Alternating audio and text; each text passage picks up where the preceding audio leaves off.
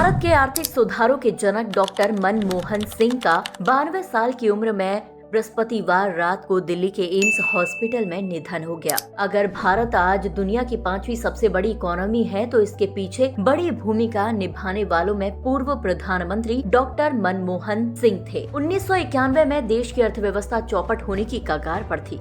उस वक्त मनमोहन सिंह संकट मोचन की तरह आए और अपनी नीतियों से भारत को दिवालिया होने से बचाया था। तो चलिए जानते हैं एक ऐसे साधारण अर्थशास्त्री की प्रेरणादायक कहानी जिसने भारत की दिशा बदल दी। डॉक्टर मनमोहन सिंह का जन्म 26 सितंबर 1932 को अविभाजित भारत के पंजाब प्रांत के गाह गांव में हुआ था। विभाजन के बाद उनका परिवार भारत आ गया। पढ़ाई में बचपन से ही उत्कृष्ट रहे मनमोहन सिंह ने पंजाब विश्वविद्यालय से स्नातक और स्नातकोत्तर करने के बाद कैम्ब्रिज और ऑक्सफोर्ड विश्वविद्यालय से उच्च शिक्षा प्राप्त की। उन्होंने अंतर्राष्ट्रीय मुद्रा कोष यानी IMF में काम किया और भारतीय रिजर्व बैंक के गवर्नर के रूप में भी सेवा दी। ऑक्सफोर्ड से अर्थशास्त्र में डॉक्टरेट की उपाधि प्राप्त करने के बाद डॉक्टर मनमोहन सिंह ने 1967 से 1969 के दौरान संयुक्त राष्ट्र के लिए काम किया। इसके बाद उन्होंने अपना नौकरशाही करियर तब शुरू किया जब ललित नारायण मिश्रा ने उन्हें वाणिज्य और उद्योग मंत्रालय में सलाहकार के रूप में नियुक्त किया। 1982 में उन्हें तत्कालीन वित्त मंत्री प्रणब मुखर्जी के अधीन भारतीय रिजर्व बैंक का गवर्नर नियुक्त किया गया और 1985 तक इस पद पर रहे। भारत में पहले लाइसेंस परमिट राज था जहां सब कुछ सरकार ही तय करती थी।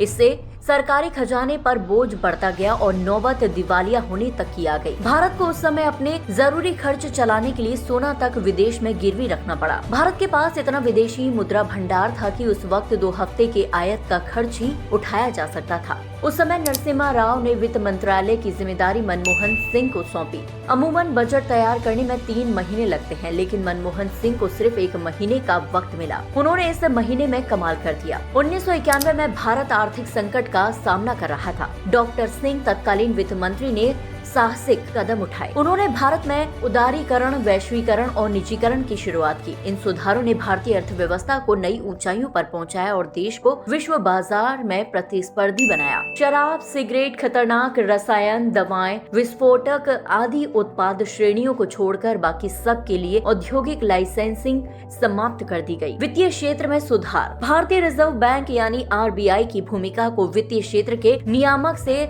सुविधाकर्ता तक काम किया गया। इन सुधारों के कारण निजी बैंकों की स्थापना हुई। बैंकों में FDI को बढ़ाकर 50% तक कर दिया गया, लेकिन खाता धारकों के हितों की रक्षा के लिए कुछ प्रबंधकीय पहलुओं को RBI के पास बरकरार रखा गया। एक बड़े सुधार के तौर पर कॉर्पोरेट टैक्स, जो पहले बहुत अधिक था, धीरे धीरे कम किया गया। टैक्स प्रक्रियाओं को सरल बनाया गया और दरों को भी कम किया गया। विदेशी मुद्राओं के मुकाबले रुपए का अवमूल्य हुआ, जिसके कारण विदेशी मुद्रा के प्रवाह में बढ़ोतरी हुई। बाजार को विदेशी मुद्रा दरों को निर्धारित करने की अनुमति दी गई है। आर्थिक सुधारों के तहत आयात पर मात्रात्मक प्रतिबंधों को खत्म करना, ट्रैफिक दरों में कमी, खतरनाक और पर्यावरण के प्रति संवेदनशील उत्पादों को छोड़कर आयात के लिए लाइसेंसिंग प्रक्रिया को हटाना, बाद में आयात पर मात्रात्मक प्रतिबंध भी पूरी तरह से काम करने देने जैसा कदम उठाए गए। डॉक्टर मनमोहन सिंह ने 2004 से 2014 तक भारत के प्रधानमंत्री के रूप में कार्य किया। उनके कार्यकाल में भारत ने आर्थिक और तकनीकी क्षेत्र में बड़ी प्रगति की।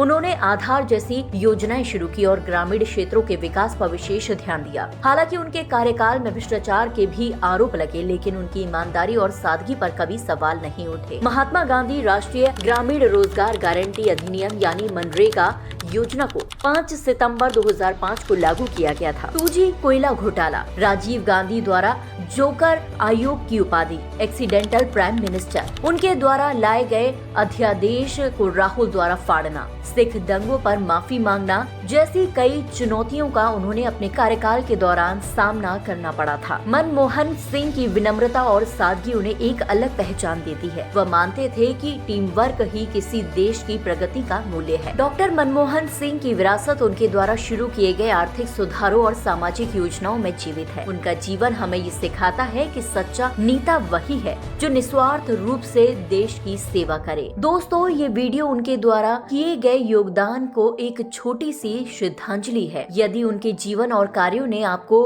प्रेरित किया है तो हमें कमेंट करके जरूर बताएं और दुनिया का ज्ञान चैनल को सब्सक्राइब करें ताकि हम उनके जैसे महान व्यक्तित्वों की कहानियाँ आप तक लाते रहें। डॉक्टर डॉक्टर मनमोहन सिंह जी, आपको सादर नमन। आप हमेशा हमारे दिलों में रहेंगे। धन्यवाद।